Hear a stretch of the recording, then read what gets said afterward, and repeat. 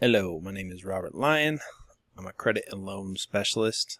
Today I'm going to show you which bank accounts you need to open in order to get credit cards with their company. And these are the ones that I like. There's obviously more. You should open an account with all of these banks and then apply for a card. Okay, so for the first one is Fidelity. With Fidelity, you have to open up a spending and savings account. You could probably open up any of these accounts, but you have to be a member with them. They're mostly for like trading or investing and stuff like that, but they do have a pretty cool credit card. But you can only apply to the credit card once you become a member of their program. Okay. The next one I want to talk about is Sofi. So Sofi is giving out the bag. Sofi. Okay, so you have to become a member with them. What's cool about Sofi though is once you become a member with them, you can apply for a credit card and a loan with one inquiry. Okay, so once you open an account, then you can go and get a credit card, and then you can also get a personal loan with them. And again, they're doing really good. So you will need pay stubs or proof that you're doing it, and then for the credit card or the loan, not financial advice, but you should put a little bit more money that you say that you earn. So exaggerate how much you earn just a little bit. The next one is also going to be Chase.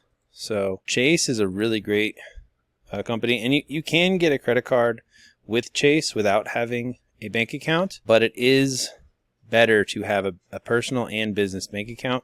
And from everything that I've experienced, you need to have at least $300 in the account before you apply to get approved for a credit card or get approved for a business credit card. So Chase, I've been doing a lot of deep diving. You can get 2 credit cards. So 2 credit cards within the last 24 months.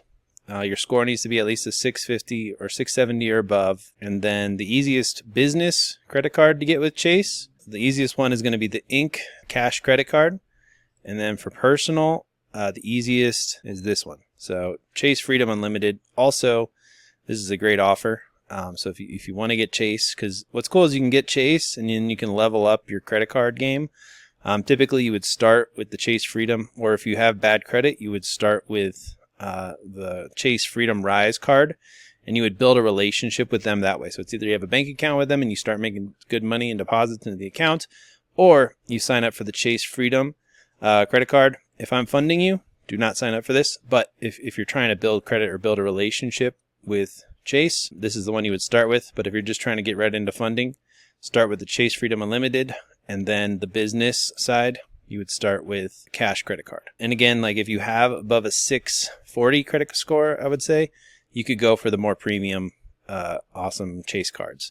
And what the Chase credit cards will do on the business side, maybe actually on the personal side too, but however much you make per year, the maximum amount they're going to give you is going to be half of that. That's the maximum they can get. So if you make 100,000, you couldn't get a credit card for 50,000. Chase is a great bank. Really important to build a relationship with them if you're really trying to get some funding. Next one is going to be Apple. So with Apple, you just have to have an Apple account. Okay, so the Apple credit card, it's good, but it has high interest. So I don't know, it's not the best. But you have to have a Apple account, right? So whatever account you log in on your iPhone or whatever, you got to have an account in order to apply. So you have to have your Apple account, or at least remember your username and password. That's what we run into, is most people have an Apple account, but they forget their username and password, so they can't do it. So then you got to log into your Apple account before you apply. And then after Apple is PayPal. Same thing with PayPal.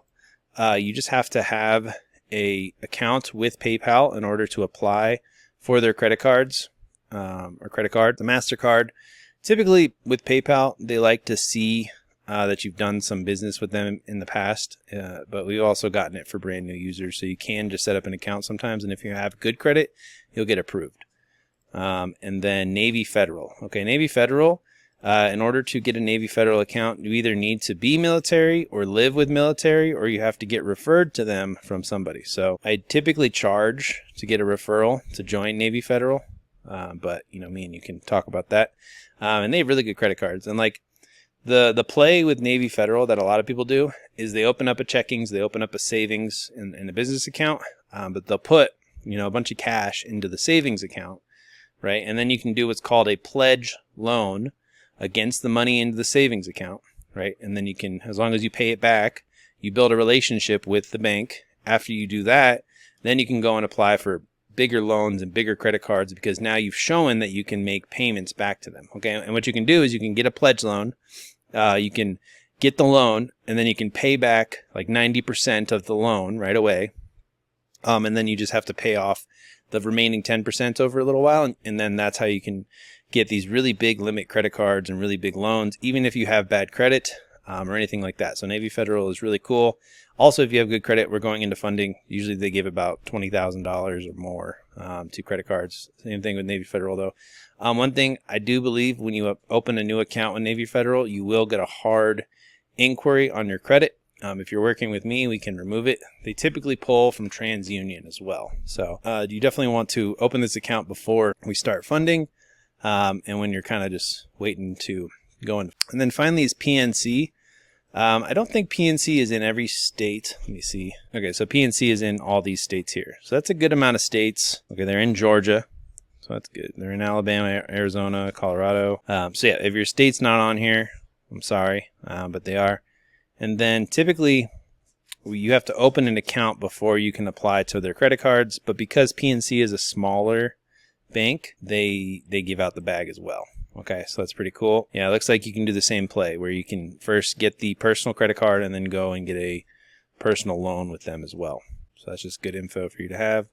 Actually, it looks like you're supposed to apply for the loan first for this one. And then you go and get the credit card. Okay, but you have to be a member in order to get approved, and it's not in every state. Another bank that's similar to PNC is also going to be KeyBank. Okay, so KeyBank is not in every state either. It's in Alaska, Colorado, Connecticut, Idaho, Indiana, Maine, Massachusetts, Michigan, New York, Ohio, Oregon, Pennsylvania, blah, blah, blah.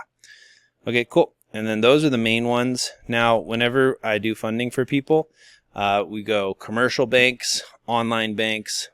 We do all of the business funding, and then we're also going to go to some local credit unions. Okay, so if there's any credit unions nearby you, and you can see that they have business credit cards, or you can see that they have decent credit cards or 0% offer, I would ask them and if they can open up a bank. Now, whenever you open an account, you do typically want to at least put a little bit of money if you can. Sometimes you have to put money in the account in order to open it up, so just be prepared for that. And you want to put money in there, and you kind of want it to season until the statement date. Okay, and you also want to remember when the statement date is, so that maybe if we want to do funding in the future, we get you that first round of funding. You put money into those accounts. As soon as it reports on the statement date, you take it out and you can go put it into another account, and then all your bank accounts start to look like there's flush with cash. Okay, so kind of a little hack there. All right, hope this was helpful. There's probably a few more banks. I'll update this list, but I appreciate you guys taking the time to do this. And again, if you're funding with me, remember the logins.